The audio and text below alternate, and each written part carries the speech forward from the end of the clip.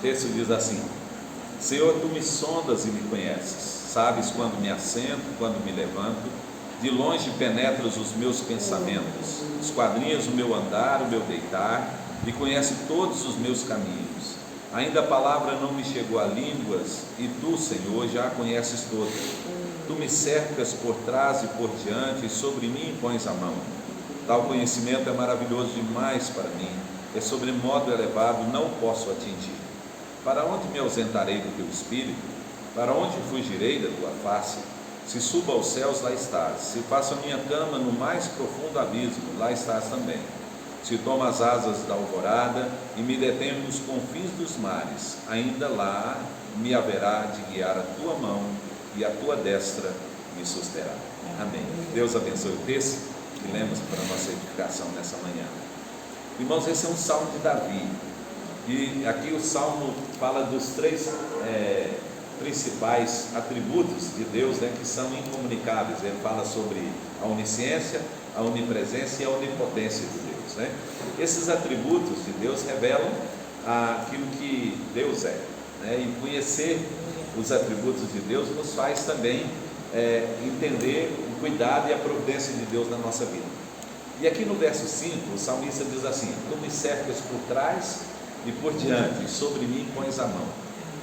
Com certeza Davi leu a história de Israel várias vezes, e a história é contada no Pentateuco, na saída do povo do Egito, no período em que o povo esteve no deserto. E aqui eu acredito que Davi estava justamente lembrando da experiência que o povo viveu durante os 40 anos no deserto, sendo guiado por Deus por meio de uma nuvem. Essa nuvem era chamada Shekinah, a nuvem da glória de Deus.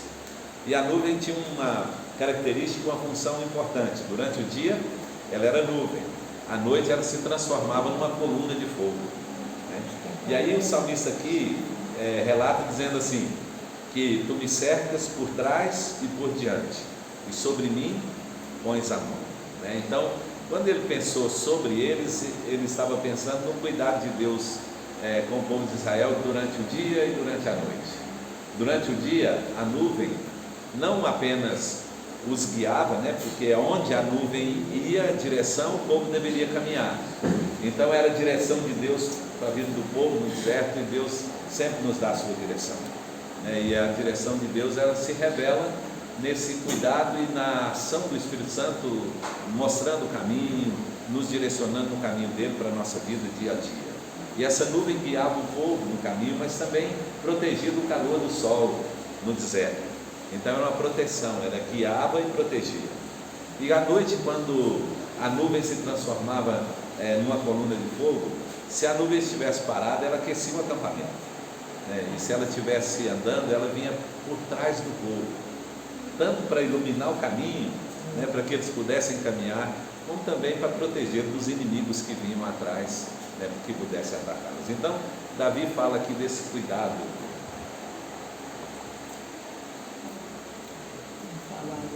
tão especial de Deus na nossa vida, e que nós temos provado isso todo dia, todo dia.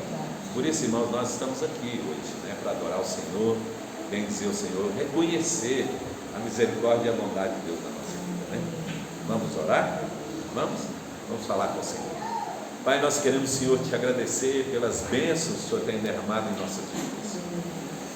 Muitas delas, ó Deus, que nós nem lembramos de pedi-las, mas faz parte, Senhor, da providência, do cuidado, Senhor, e do propósito do Senhor na nossa vida, Pai, dia a dia. Queremos te agradecer, Senhor, por todas elas, e te pedir, Pai, que continua, Senhor, manifestando a tua bondade, a tua misericórdia sobre nós dia a dia.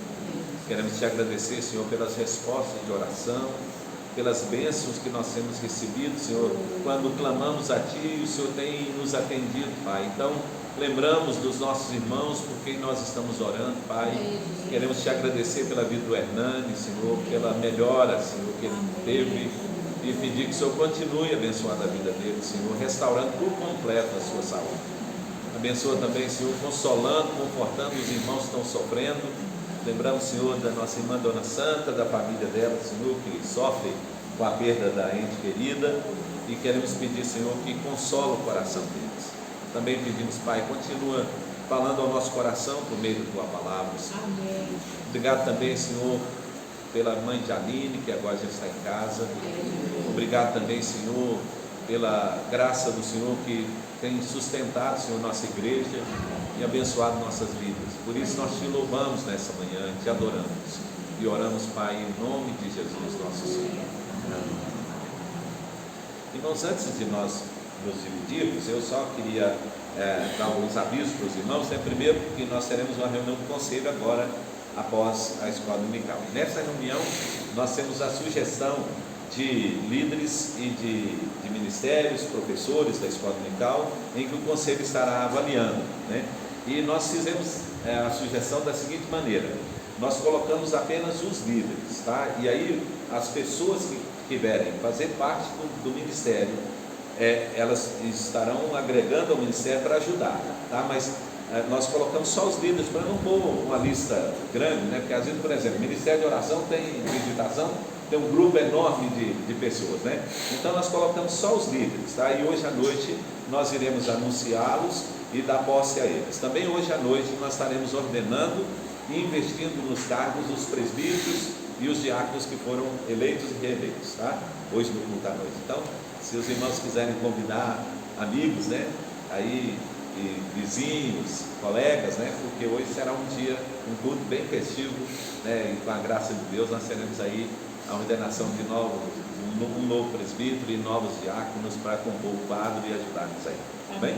Vamos dividir então, né? Crianças que estão aqui e os jovens poderão ir para a sua classe e os adultos permanecerão aqui comigo.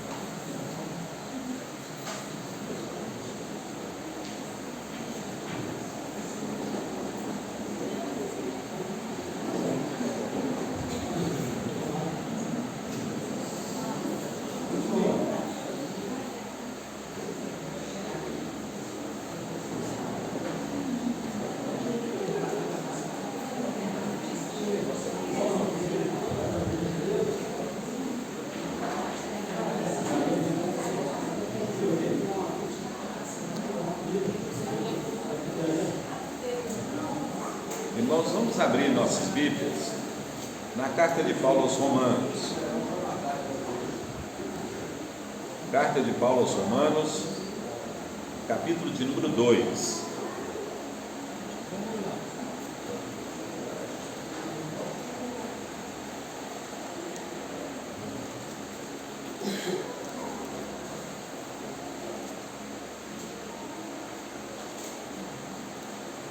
Romanos, capítulo de número 2,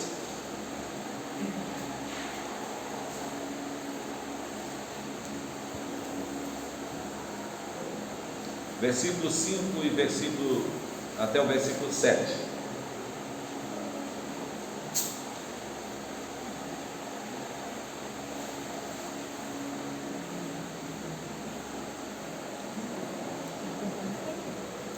Amém? O texto diz assim: mas segundo a tua dureza e coração impenitente, acumulas para ti mesmo ira para o dia da ira da revelação do justo juízo de Deus, que retribuirá a cada um, segundo o seu procedimento, a vida eterna, aos que, perseverando em fazer o bem, procuram glória, honra e incorruptibilidade. Verso 8: mas ira e indignação aos facciosos e aos desobedientes à verdade, que obedecem à injustiça. Amém. Deus abençoe o texto que nós lemos. Nós falamos sobre o juízo e hoje nós iremos falar sobre o estado final, né? O que vai acontecer então depois do juízo. Antes, porém, alguma dúvida, alguma pergunta que alguém queria fazer sobre o que nós falamos já e falamos na semana passada? Ficou alguma dúvida? Nós estamos discutindo sobre esse assunto e por acaso os meninos vão aqui, mas a professora esclarece para a gente. Sim. Que é quanto ao galardão proporcional.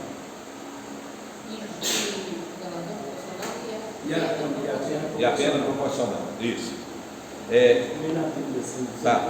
Aqui vai tratar hoje, porque nós vamos falar no estado final e a condição em que as pessoas vão viver, tanto as bênçãos do céu como as penas do inferno. Então nós vamos tratar, tá? Hoje aqui. Ficou mais alguma dúvida? Mais alguém queria? Então, lembra que nós fizemos mais ou menos um gráfico mostrando na vinda, né? Que na vinda o Senhor ia aparecer nos ares, e aí o último sinal, né, seria a presença de Cristo, a aparição de Cristo, né, nos ares. Esse era o último sinal da vinda, né? E aí quando Jesus aparece nos ares, aí então haverá o arrebatamento dos vivos que estiverem aqui, a ressurreição dos crentes primeiro, para encontrar corpo e alma, né, na presença do Senhor nos ares. Aí então haverá a ressurreição dos ímpios, e aí o juízo seria aplicado, né? O que era o juízo? Nós definimos aqui. O juízo não é para salvação ou perdição, porque essa questão ela já é definida enquanto a pessoa está aqui na vida. Não é no momento da morte nem no momento da vinda de Cristo que se define quem é salvo e quem é condenado. Nós já aprendemos isso aqui, né? Então, o juízo não é para salvar ou condenar, mas o juízo é para estabelecer as penas para aqueles que são condenados e para estabelecer o galardão para aqueles que foram salvos. Então, por isso que cada um prestará conta de si mesmo a Deus, e cada um será julgado segundo o bem ou o mal que fizer no corpo. Então vamos imaginar, se a salvação fosse definida ali agora, então a salvação seria por mérito, seria por obras, né? Que aí iria julgar as obras de cada um para ele ser salvo ou condenado. Então por isso nós já definimos, né, lá em João 3, Jesus falou que quem crê não é julgado, quem não crê já está julgado. Então a definição de salvação ou perdição, ela é enquanto a pessoa está aqui no mundo, né? Também nós dissemos, já ensinamos isso aqui para os irmãos, é muito bom a gente lembrar disso, que ninguém é condenado, ninguém vai para o inferno por causa dos seus pecados, né? Então, não são os pecados que levam o homem ao inferno. Os pecados definem a pena, o sofrimento que a pessoa terá no inferno. Porque o que leva alguém para o inferno é o fato de não ter sido eleito e não crer em Jesus como Senhor e Salvador. O que leva alguém para o céu não são suas obras, né, mas são o fato de ter sido escolhido na eternidade e ter recebido Jesus como Senhor e Salvador. Isso aí é tranquilo para os irmãos, né? Então, porque sempre a gente fica pensando assim, às vezes a gente aprende desde criança, né? E aí as pessoas têm a tendência de achar que se uma pessoa fizer muita coisa ruim, cometer muitos pecados, ele vai para o inferno, né? Então, como se fosse isso que o condenasse ao inferno. Não, isso só definirá o tamanho do sofrimento em que ele vai receber. Mas o fato de não ir para o céu não é por seus pecados, mas é por causa de não ter recebido Jesus como Senhor e Salvador da sua vida. Senhor? Pois é, os pecados do salvo interferem nas bem-aventuranças que ele receberá na eternidade. Por isso que o julgamento é para justos e injustos. Então veja, o direito de morar no céu, gente, a graça de morar no céu, ela é definida por aqueles que receberam Cristo como Senhor e Salvador. Como eles irão viver no céu, aí é de acordo com as suas obras, a vida que ele teve aqui na terra. Tranquilo, gente? Tranquilo. Aí então agora nós chegamos nesse ponto em que o julgamento já foi executado. Então as pessoas já foram definidas. Olha, você foi condenado porque você não creu, e agora você está sendo julgado por aquilo que você fez de bem e mal no corpo. E você foi salvo porque você recebeu Cristo como Senhor e Salvador, e agora então você vai receber as bênçãos da eternidade com base naquilo que você fez no corpo, o bem ou o mal que você praticou no corpo. Então Deus já definiu isso.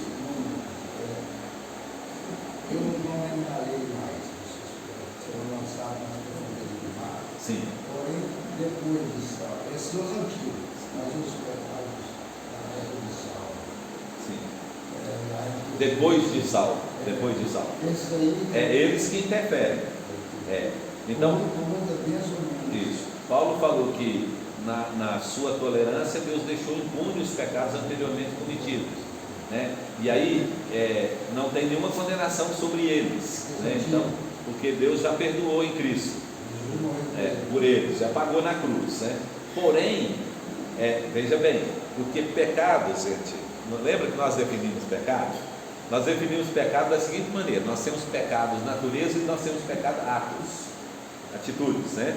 Então, atitudes, vamos pensar assim, porque pode ser interno, né? Pode ser pensamento, então é atitude, pode ser sentimento, é uma atitude, não é um ato, né? Não é uma obra realizada.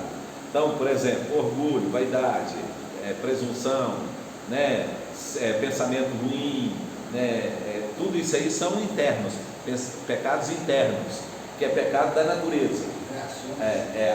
São atitudes, né, que estão aqui dentro de nós. Mas tem atos que são feitos externos, que são feitos pelo corpo: matar, roubar, né, prostituir, falar maledicências, né? Então são pecados que o corpo comete, que não é internamente, é externo, são atos, né? Então a pessoa pratica tanto pecados internos como pecados externos, que vêm da natureza pecaminosa, que é aquela velha natureza que está dentro de nós. Quando Jesus morreu na cruz, Deus perdoou todas as atitudes de pecado que uma pessoa, um crente, cometeu, e aí ele foi justificado. Então, por ter sido justificado, Deus declarou que aquela pessoa não será punida pelas suas atitudes. Então, veja, o crente não é punido pelas suas atitudes erradas que fez, mas o crente deixa de receber. Isso é muito bacana.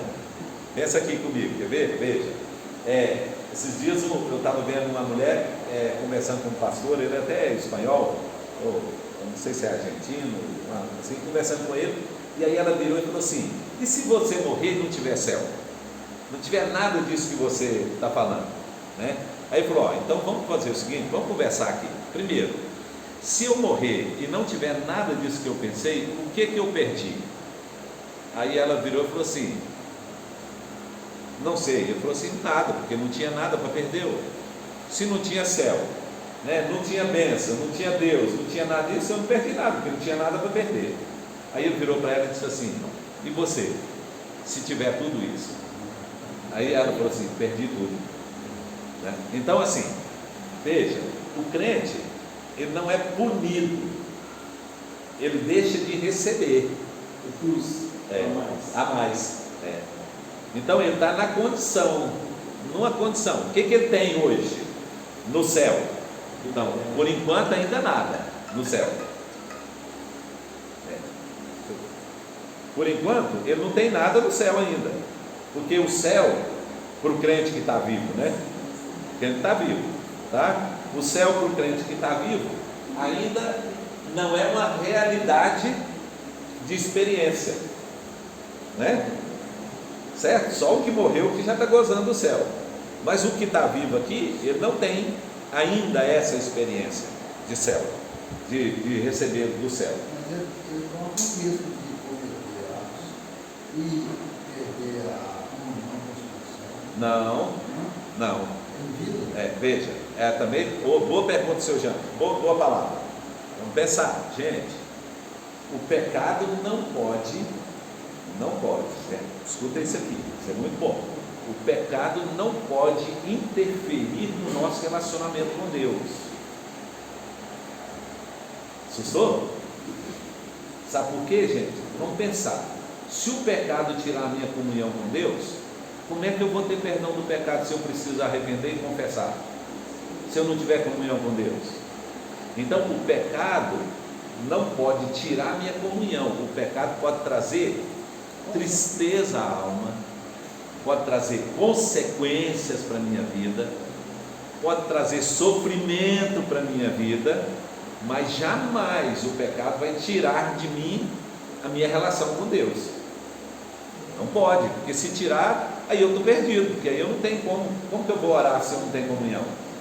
Como que eu vou pedir perdão se eu não tenho comunhão? Mas afasta, porque a gente não está no pecado, Ah, a gente fica longe. sim, aí é o sentimento, né? Porque não tem como veja bem, gente, ó, vamos tirar os mitos aí que estão na nossa cabeça, né? Então, como que é a presença de Deus na vida do crente? Ela é transitória, ela é condicional na presença de Deus do crente? Não, ela entrou, Deus, uma vez que eu recebi Jesus, Deus me selou com o Espírito, então não há como perder, não há uma condição que me faça perder a presença do Espírito Santo na minha vida. Agora, o sentimento disso é diferente. Quer ver? Vou dar um exemplo para vocês. Quando Cristo estava na cruz e recebeu os pecados sobre ele, Deus desamparou Jesus? O que vocês acham? Mas ele não orou dizendo: Pai, por que me desamparaste?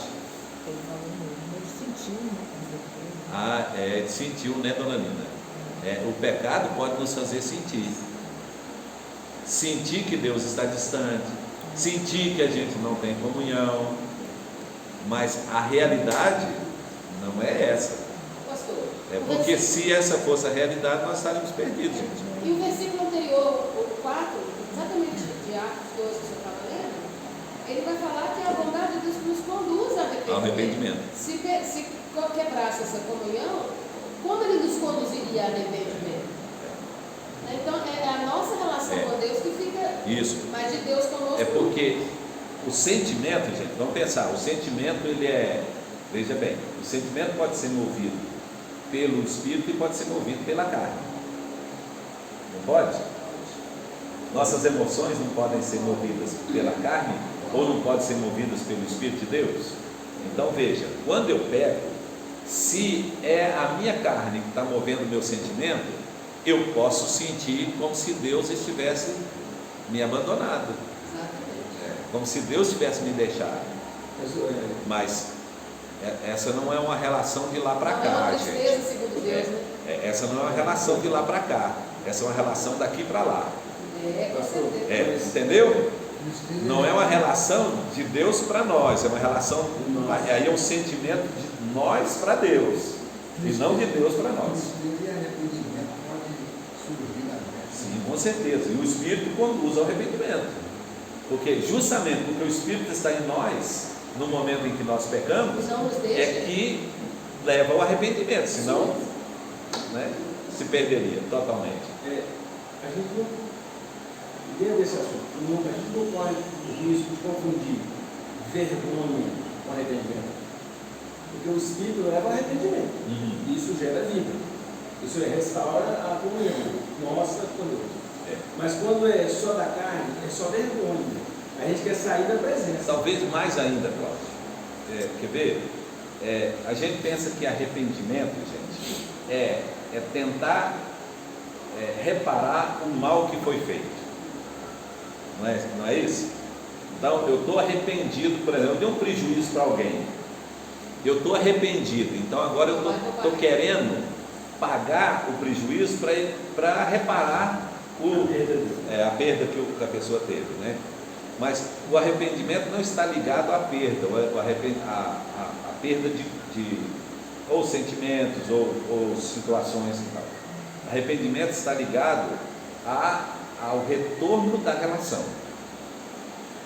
Então veja, quer ver? Se um irmão tem um problema com o outro, os dois brigaram, estão ali, e ele diz assim: eu estou arrependido, eu arrependi, mas eu não estou preocupado em restaurar a relação, não tem arrependimento. Tem às vezes remorso, tem às vezes consciência do erro, né? Eu tive consciência que nós fizemos coisa errada, tem estranheza na relação, mas enquanto não houver a reparação da relação, não teve arrependimento. Isso é muito importante, gente, porque muitas vezes a gente está tentando reparar o mal, para não ficar mal, para ficar bem na situação, né? Então, ou seja, se eu estou devendo e eu pagar, pronto, agora não devo mais nada, agora eu estou bem na situação. Então, isso é da carne, gente, isso é até egoísmo. Então, eu vou reparar para ficar bem, porque eu estou sentindo que eu estou menor na relação, entendeu? Então, no relacionamento eu estou menor, por quê? Porque eu fiz alguma coisa que ofendeu, que defraudou a outra pessoa, e agora o meu interesse é reparar o mal que foi feito, para que eu fique bem na situação, para que não me incomode mais. Mas e a relação? O relacionamento? Então, por isso que a penitência, gente, ela não é reparação de arrependimento, demonstração de arrependimento. A Igreja Católica colocou a penitência como uma condição do arrependimento. Qual é a condição do arrependimento? O católico lá, que é fiel, ele tem que agora sofrer o dano, para poder pagar o mal que ele fez, para que ele fique, não é? Não, a graça foi justamente o contrário, né? O que nós fizemos para reparar a Deus o mal que nós fizemos para Ele? Nada. Então o arrependimento é movido pela graça e não pela reparação, não para acomodar a situação, né? Tereza ia falando?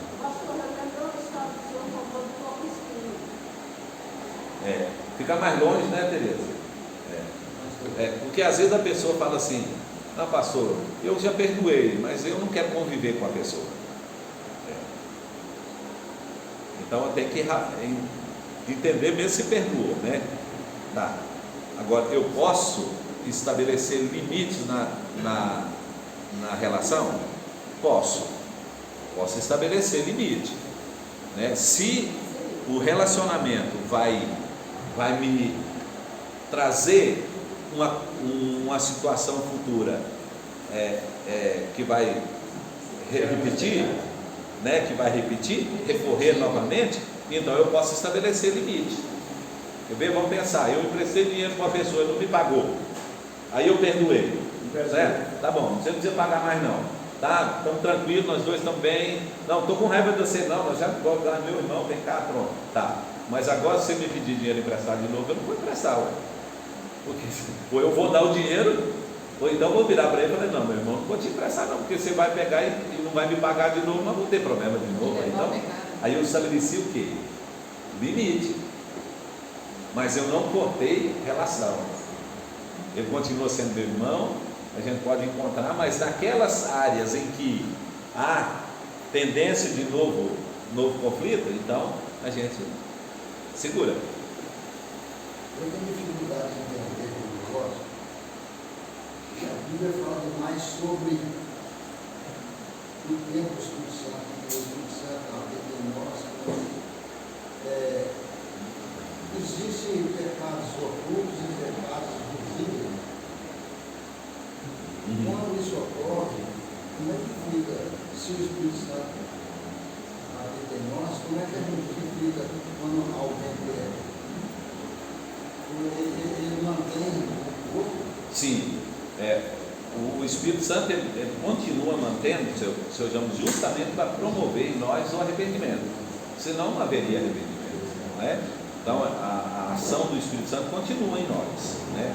Agora, o que acontece com a gente pessoalmente? O que acontece com a gente quando a gente peca, né?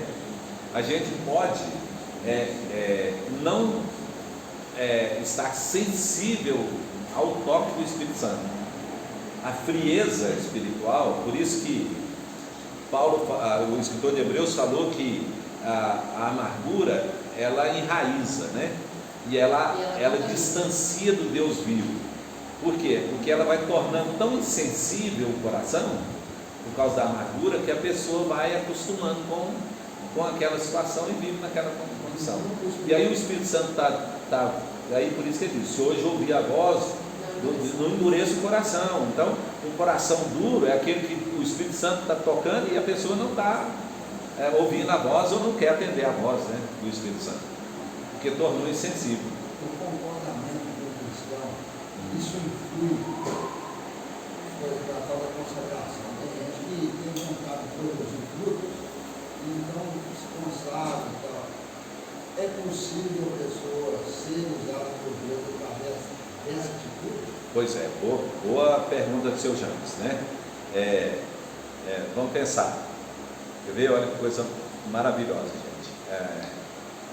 Deus, o propósito de Deus para a nossa vida, ele já está definido, né? Então Deus nos chamou e Deus nos colocou com um propósito aqui no mundo. Cada um de nós tem um propósito aqui no mundo, né? Viver o propósito de Deus depende de duas coisas importantes.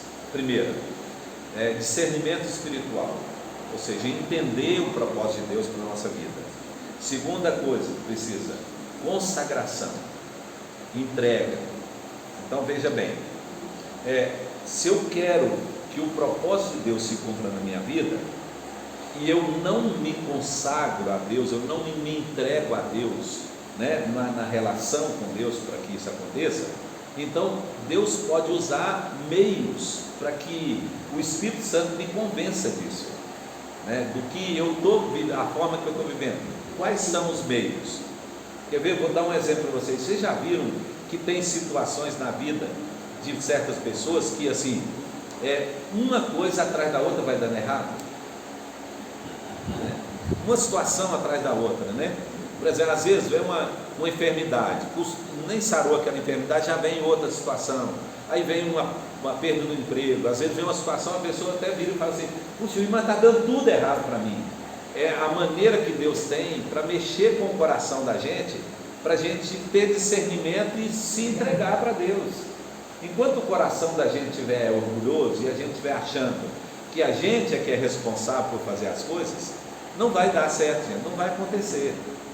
Então, por isso que a consagração, ela é um dos meios que Deus deixou para que o propósito de Deus se cumpra na nossa vida, para que o propósito seja liberado e estabelecido. A porta vai se abrir à medida em que nós vamos nos consagrando a Deus. Sabe por quê, irmãos? É porque até nós falamos isso no culto, um dia desse no culto. É a maneira que Deus tem para que eu não confie em mim mesmo, mas eu me submeta a Deus, né? Eu contei na Serra um dia, o João até também contou.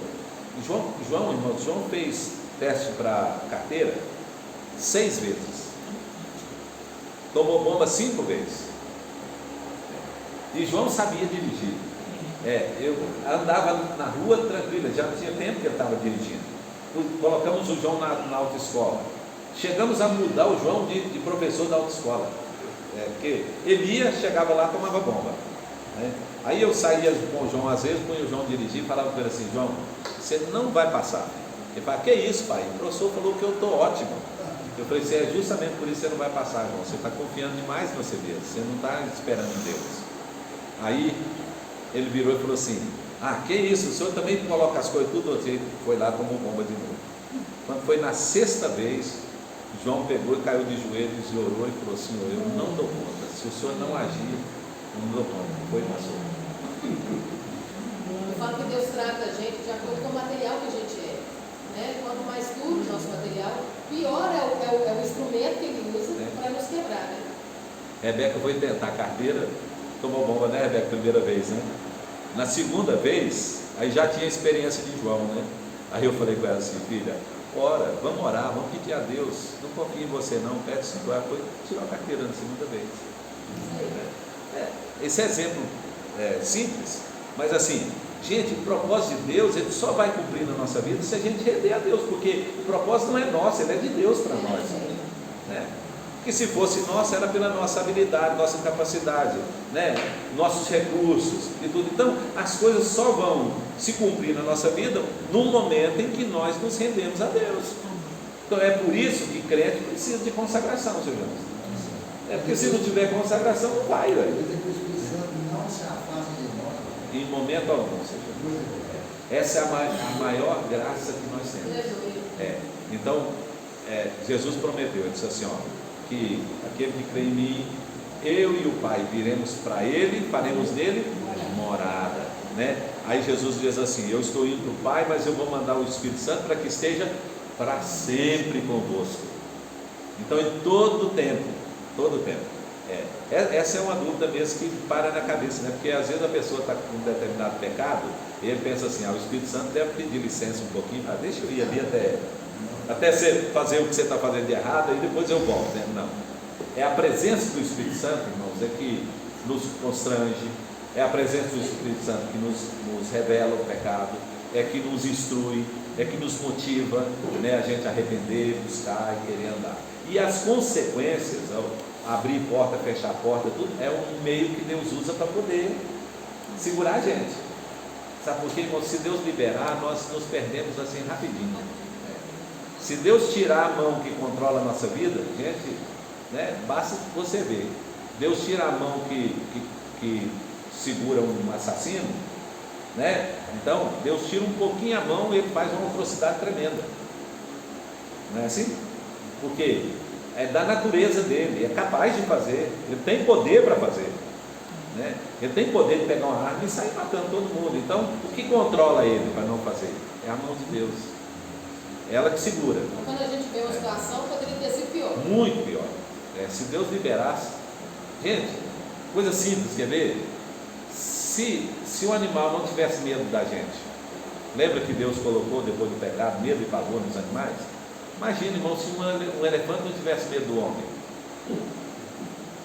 De vez em quando um fica doido lá e mata um acampamento inteiro de africano, não é? Imagina se fosse assim, um leão, irmão, se o leão não tivesse medo da gente. Todo animal tem medo da gente, todo animal ataca para se defender, porque tem medo do homem, porque Deus colocou, é um meio de preservação. Se Deus libera, imagina o que acontece. Tranquilo, gente? Não volta. Por exemplo, eu queria Eu esqueci um dos que me fala que está me lembra. Então, quando Satanás passou, Deus vai tirar o nosso quando soltar, Deus vai liberar Satanás para agir com mais ferocidade do que tem agido. Lembra que por pouco tempo Satanás será solto. Solto como, gente? Vamos pensar, Satanás está preso numa corrente, certo? Então o limite de ação dele está ali, até onde a corrente vai. Quando chegar no finalzinho, o que Deus vai fazer? Deus vai estender a corrente. Então as ações do inimigo, elas serão muito maiores, de alcance muito maior do que está nos nossos dias. Ainda sim.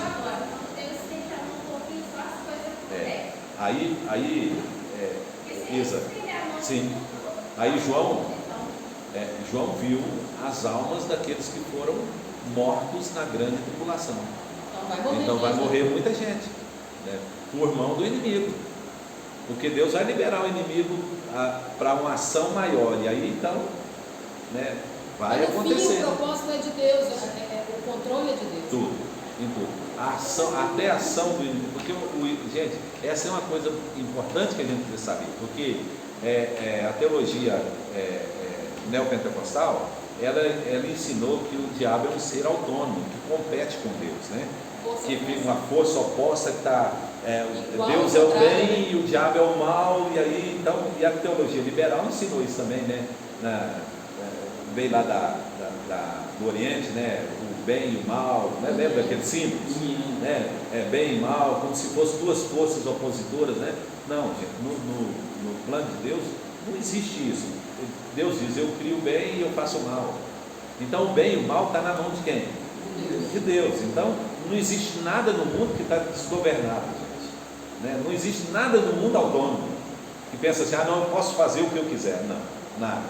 Então, mesmo nas ações do inimigo, mesmo nas calamidades, mesmo nas coisas, a mão de Deus ainda está ali.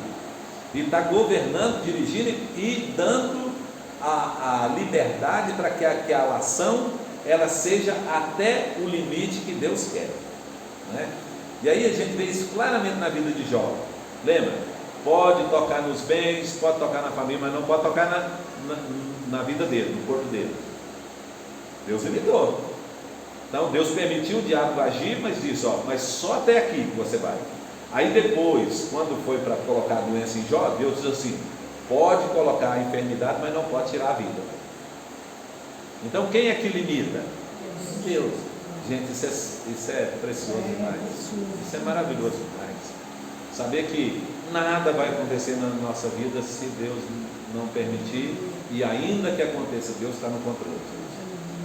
Deus não perde o controle no momento algum. Vamos lá?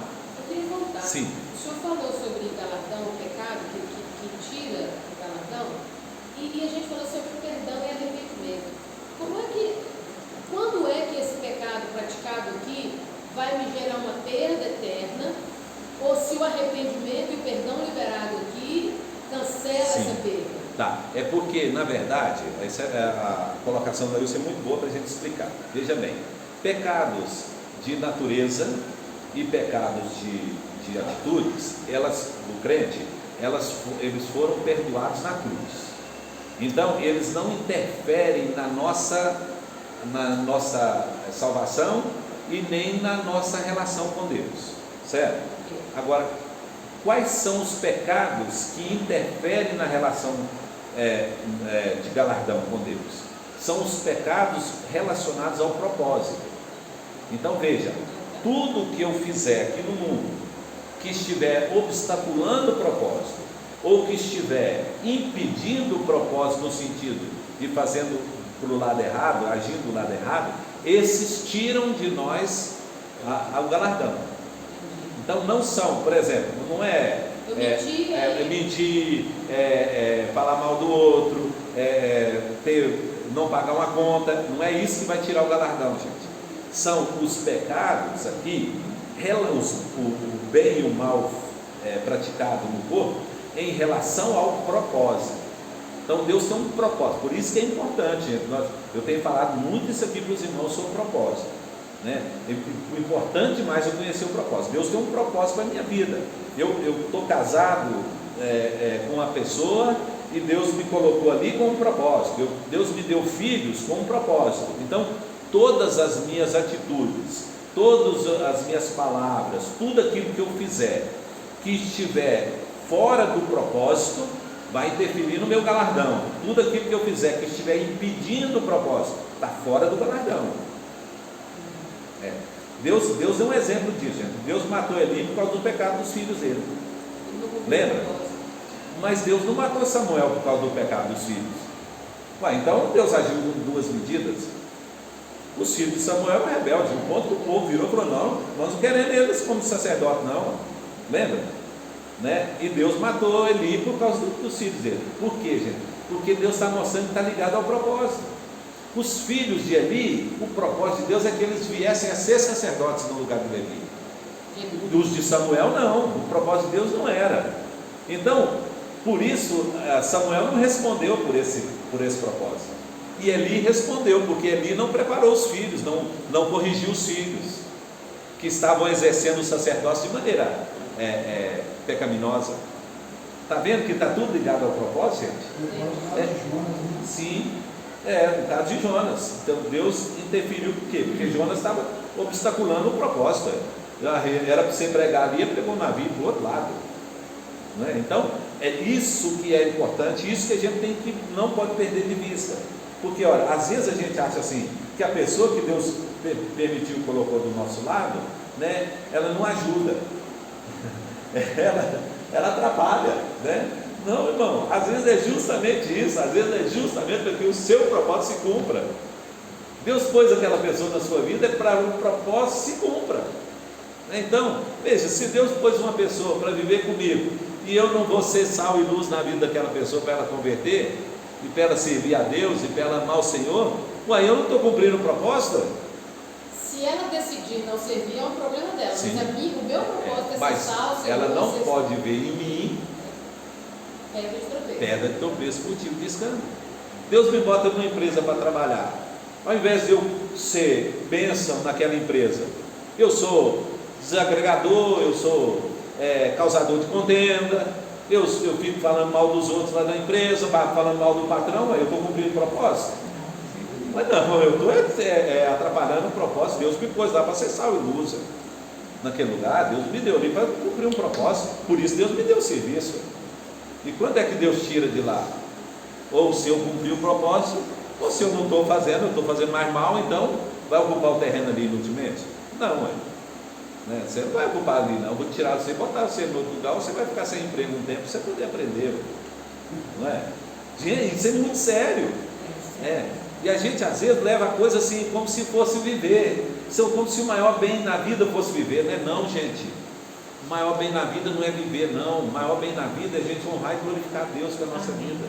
Isso que é o maior bem na vida. Eu posso morrer amanhã, e se eu não fiz nada para cumprir o propósito de Deus, que adiantou eu viver muito tempo aqui na terra? Não adiantou nada, não é? Eu ocupei o espaço aqui inutilmente. É sério. No caso de Jonas, que ele escolheu não cumprir, desobedecer, Deus forçou ele a cumprir. Sim. E as pessoas que escolhem não cumprir, Deus não. Ô Eva, o que dá errado, Eva? O que dá errado na vida das pessoas? Porque não quer cumprir o propósito. Não pode ser um jeito de Deus estar tratando não é? E às vezes Deus até chama ímpio para poder dar lambada no crente que não quer cumprir o propósito, né? Lembra de Abraão? O rei da Faraó lá e também o Abimeleque chamou a atenção de Abraão, dizendo assim: rapaz, você é crente, você toma dessa? Que isso? Né? Um ímpio com Jonas, os marinheiros lá, virou e falou: cara, você que é o culpado disso aqui tudo aí, o que você fez? Ainda perguntou para ele: que mal que você fez, que está vindo tudo sobre nós? Aí Jonas não teve outra saída, não, joga no mar, então, que aí acaba o problema. Natan com Davi. Então tudo, gente, quando a gente não está cumprindo o propósito, Deus usa meios para revelar para a gente, e às vezes usa até ímpio para revelar para a gente, né? Às vezes o ímpio dá uma palavra para um crente que envergonha o crente, dizendo: não, você é crente, você está fazendo agir pior que o ímpio, você agir pior que eu, né? O cara fala, e aí? Né? Por isso, irmãos, olha, Paulo fala que orava pela igreja para que a igreja tivesse discernimento, né? Visão espiritual. Nós precisamos ter visão espiritual, nós precisamos ter discernimento, gente. Nós não precisamos, olha, muita gente está vivendo no mundo aqui achando que o maior bem na vida é viver, que o melhor da vida é o prazer, que os maiores valores da vida é dinheiro. Tem muita gente pensando nisso aí, e muito crente vivendo isso. Muito crente achando que se ele está sendo abençoado por Deus, você está enriquecendo, né? Isso é sinal de que Deus está tratando ele de maneira especial. Ao contrário, irmão. Ao contrário, quanto mais abençoado está sendo, quanto mais bênção está recebendo de Deus, mais responsabilidade tem. Isso aí não é só fisicamente, não, é intelectualmente também. Tiago falou: não queira muitos de vós ser mestres, porque vocês vão prestar mal juízo. Então, quanto mais conhecimento tem, mais responsabilidade tem. E aí, às vezes a gente está achando que o melhor bem da vida é o quê? A pessoa pensa: como que é um crente bem sucedido? É o crente que tem uma casa boa para morar, ampla, tal, que tem um carro novo na garagem, né? Que tem um emprego bom que dá muito dinheiro. Isso pode ser responsabilidades que Deus está dando e a pessoa não está entendendo. Porque veja, gente, se isso fosse sinônimo de ser abençoado por Deus, como fica o irmãozinho que vem de ônibus para a igreja, mora numa casinha financiada, está pagando as prestações da financiada, tem um emprego que recebe 30 anos, recebe um saláriozinho pequenininho lá, aí não. Então quer dizer que Deus abençoou o outro que está rico e não abençoou o outro que está vivendo dessa forma? Não, irmão, tudo é propósito. Tudo é propósito. Você vai honrar a Deus naquilo que Deus estabeleceu como propósito para a sua vida, na condição que você tiver. Isso é o propósito. Você vai honrar e glorificar a Deus, cumprir o ministério que Deus te deu, na condição que Deus te colocou. Se Deus achar que tem que te dar mais para você abençoar mais os outros, Deus vai te dar mais. Se Deus achar que não pode te dar mais, porque se te der mais, você vai se perder, então Deus não vai te dar mais, mas você vai ter que glorificar Deus com aquilo que você tem. que é o que Deus te deu. Não é? Sim. Lembra, eu falei um dia aqui, compra um carro e não quer dar carona para os irmãos que estão vindo para a igreja, passa perto dos irmãos que estão vindo para a igreja e vira o rosto para o outro lado para não dar carona. Aí o carro é para ele mesmo, né? Ou então tem uma casa ampla, mas não recebe a igreja na casa dele, não, vai sujar minha casa, né? Vai dar trabalho para depois, no outro dia, eu ter que lavar a louça, lavar as coisas.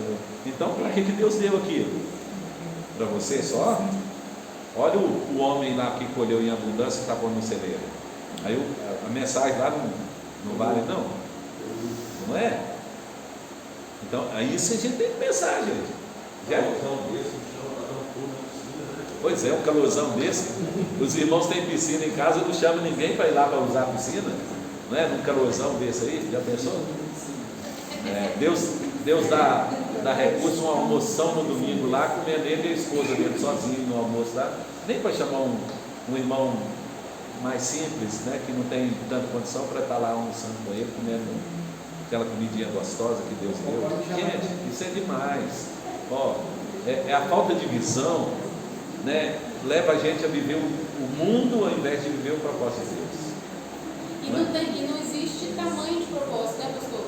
Eu estava pensando sobre isso, e Paulo teve um chamado que não obrigatoriamente é o meu, de sair pelas nações e pregando e fazendo igreja, né? Mas aquele que é o propósito que Deus estabeleceu para a minha vida, por menor que possa parecer, é aquilo que eu tenho. Pois é, e às vezes a gente está pensando que o propósito também é só no dar bem, né? Não é? É só para ficar bem, entendeu? Como é que é o propósito para a minha vida? Não, Deus propósito para a minha vida é só para ficar bem. Irmãos, quando Deus chamou Paulo, Deus diz assim, ó, eu tenho um propósito para a vida dele. Então o propósito dele é levar o meu nome perante reis e autoridades de Israel. Esse é o propósito. Aí Deus diz assim, para cumprir esse propósito, Deus diz, e eu lhe mostrarei o quanto importa sofrer pelo meu nome. Sim. Então nós vimos Paulo preso, açoitado, passando fome, passando necessidade. E ele não fala que é diabo nem por Para quê, gente? Para que Paulo passou tudo isso? Para cumprir o propósito. Se ele não tivesse passado por tudo aquilo ali, ele não ia cumprir o propósito. E foi Deus que fez. Irmão, se Paulo não fosse preso, ele não ia chegar em Nero.